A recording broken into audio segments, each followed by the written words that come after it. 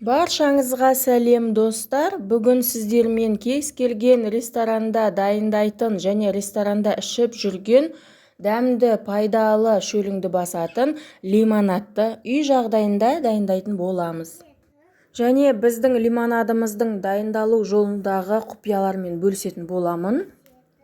Видеоны соңына дейін қарап, менің каналыма тіркеліп, қоңыраушаны басып қоюды ұмытпаңыз. Лимонадымызды дайындау үшін кез келген жемістің түрі бола береді. Сіздің сүйікті қалаған жемістің түрін қоса берсеңіздер болады.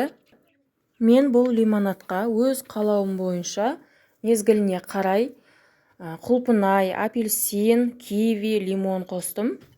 Бұл лимонадқа сіздер жалбыз қоссаңыздар болады, дәмі ерекшелене түседі. Менде үйде болмағандықтан қосқан жоқпын.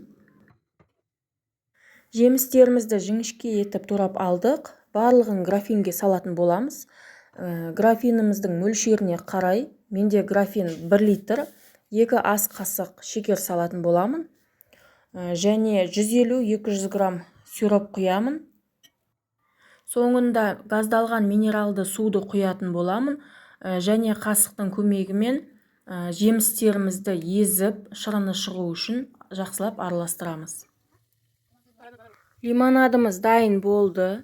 Шамамен 10-15 минуттай тынықтырып қойсаңыздар болады. Шекері толығымен еріп, жемістердің шырыны шығып, әдемі болып тұру үшін.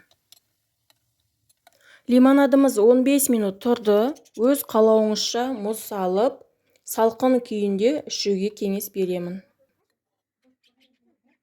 Видеоны соңына дейін қарағандарыңызға рахмет.